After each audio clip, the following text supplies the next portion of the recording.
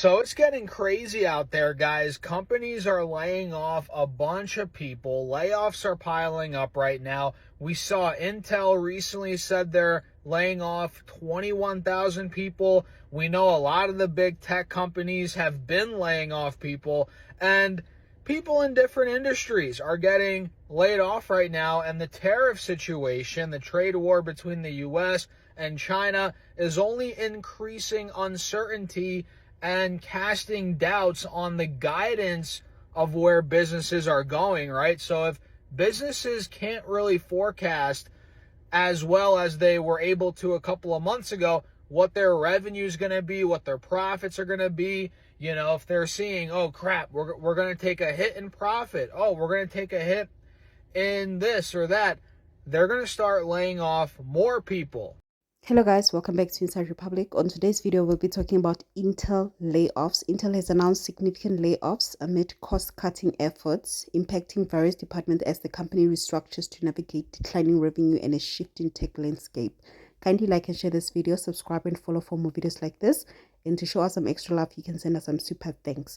Now let's watch the following video clips. Intel is laying off 20% of their workforce. Intel has roughly 100,000 people, so that is 20,000 people that are going to lose their job. Intel's CEO has made remarks saying that they want to have an engineering-first culture. He said this in front of tons of customers and basically said that the focus of Intel now is going to be focused on customers, solving their problems, and really heavily relying on AI to streamline processes. Now, this CEO has only been in place for less than a month, and already he has decided that he needs to cut 20,000 people from the organization. Now, this will probably raise the stock price because 20,000 people being employed and losing their job is going to save the company a ton of money, which will obviously impact their profit margin. But is this a sign of what more companies are going to do? One of the main reasons is aiming to eliminate bureaucracy at the struggling chip maker, according to the person with the knowledge of the matter. The move is part of the bid to streamline management and rebuild an engineering-driven culture. The person said, asking not to be identified because the plans are private. It will be the first major restructuring order under the new CEO. Intel just announced they're laying off 20% of their employees, but what does this mean for the new Albany project? It means it's delayed again. When Intel broke ground, they said they would be ready and open by 2025. They then pushed it to 2028, and now they are saying 2030. And with the layoffs they just did, I wouldn't be surprised if it gets pushed again. Doesn't mean the project's dead yet, but if you were counting on Intel to change your neighborhood overnight, or if you moved there for the investment opportunities or bought land there, probably not happening. What do you think? Is this still a big win for Columbus, or are they losing momentum fast? Breaking, Intel is eliminating 20,000 jobs, more than 20% of its entire workforce, fueling more fears of a downturn. Keep in mind that Intel already eliminated 15,000 jobs last fall. This most recent round of firings would bring the total jobs eliminated to 35,000. But more than a downturn, which has already been happening, these firings show that Intel is a once great company now in major decline. Last year, Intel lost $19 billion, and their sales have fallen by about a third in the past 4 years. But we know why. Their chips are not as good as Nvidia's or the other ones that you can buy in the market. Now, Oregon is expected to be the hardest hit by these layoffs. Intel employs over 20,000 people in Oregon, more than any other business in the state. Chips are Oregon's most valuable product and export. Hey Intel CEO, I know you're coming in and you're excited about your new job and you're tasked with turning the company around, but please, why is your first line of action to cut heads? Way to go in building trust. First line of action is to cut 12,000 employees. I'm going to give you some top tips that are actually going to help you turn your company around without having to cut heads. You ready? Number 1, freeze hiring. You have about 120,000 employees. Your average salary is probably $100,000 to $150,000. If you freeze hiring, you probably have a 5 to 10% vacancy rate. That's over $1 billion. $1 billion annually if you just freeze hiring. Freeze hiring for a period of time so you can get your ducks in a row. Next up, my favorite topic, Stop forcing everyone to return to office and get rid of your real estate. Millions of dollars. Millions. I did a video a couple weeks ago when I was tasked with cutting heads as a CHRO, and instead of doing that, I took the P&L, flipped it on its head, looked at our largest costs, and found $12 million in a 12-hour period. You can do it too. There are inefficiencies everywhere, from software, from vendor relations, from partners, from absolute waste. You've got different partnerships and vendor relationships with people around the organization. I guarantee you will find millions of dollars. If the HR girl can find millions of dollars in a 12-hour period, I know you can do it. This is my favorite one. Flatten your organization. You have too many layers. Every company at your size does. This actually increases decision-making, improves processes, boosts morale, and quite honestly, just makes everything better. We don't need more leaders. Intel's new CEO, Lip-Bu Tan, recently announced he was planning to spin off non-core assets. Thing is, I can't think of any obvious non-core assets at Intel other than Mobileye, which makes advanced driver assistance and autonomous driving technology. That is, unless you consider the foundries non-core, but Tan has already taken that option off the table, at least for now.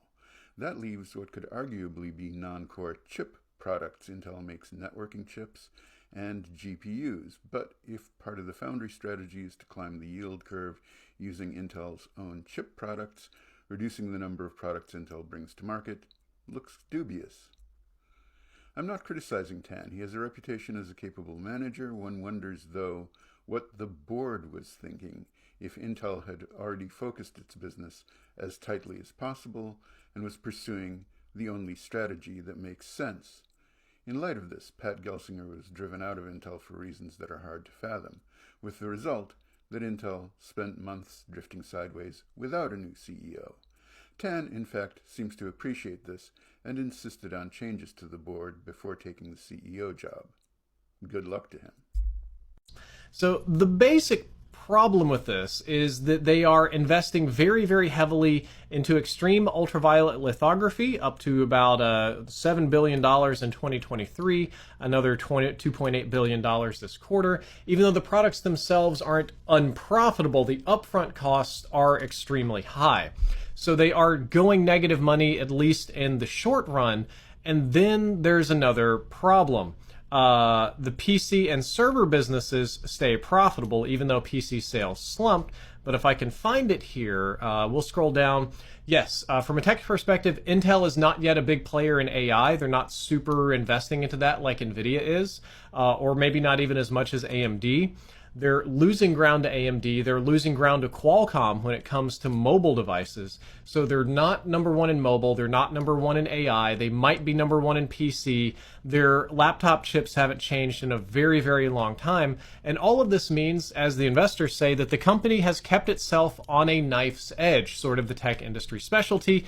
And over the past 2 years and past quarterly losses, this has soured investors. Investors aren't very impressed by these big losses. So the stock price is going down, and in order to maintain the higher stock price, which is the only thing that matters in corporate America, they absolutely have to fire people and cut costs. They're talking about investing in Panther Lake and all these Lake products and all these things that come out later, and NVIDIA swears up and down that they're a good, stable company, and in the years to come, they will have new products and that they'll turn this around and blah, blah, blah, blah. But for the last couple of years, it's been all negative money, and the stock market has to account for that in some way. We've been going through a really rough patch here for the past 2 years. Take it from someone who has a lot of recruiter friends. I cannot tell you how many of my recruiter friends cannot find work because companies are not hiring. Instead, they are doing this. They're looking to outsource jobs, they're looking to automate jobs, and they're looking to cut expenses.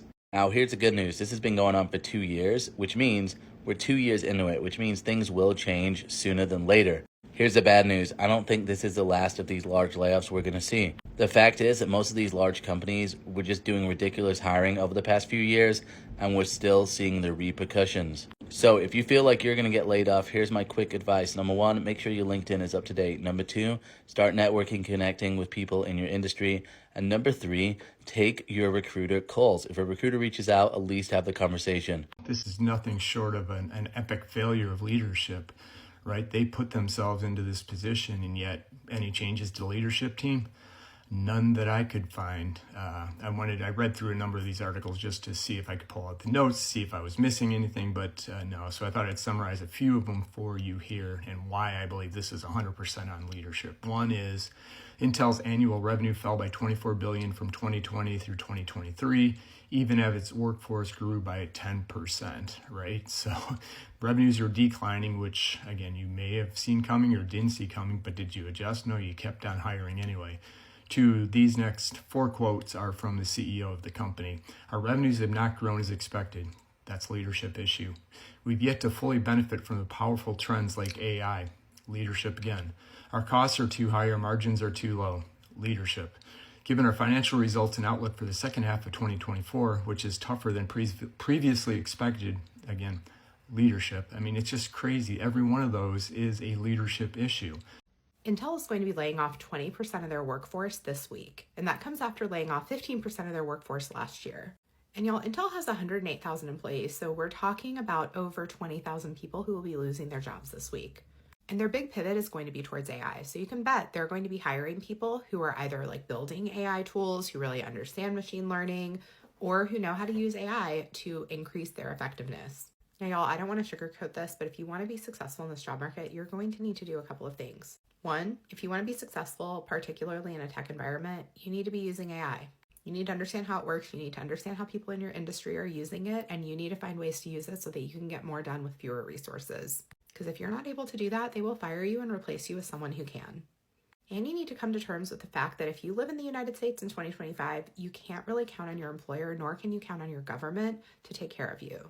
Most countries have those social safety nets. Most countries have more supports in place, so the government steps in if an employer isn't providing for someone. And they have more regulations making it harder for employees to be laid off or fired. That's not the case in the US, and it's only going to get worse under this administration. Intel's mass layoffs are deepening, leaving thousands of families grappling with sudden income loss, disrupted livelihoods, and even the risk of losing their homes. As tariffs and global economic pressures shrink company revenue, Intel is shifting focus towards AI as a lifeline for future growth.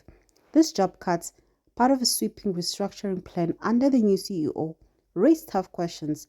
Why are loyal employees the first to go while less essential expenses remain untouched? For many, it feels like innovation is coming at the cost of humanity. That's it for today. Until next time, take care.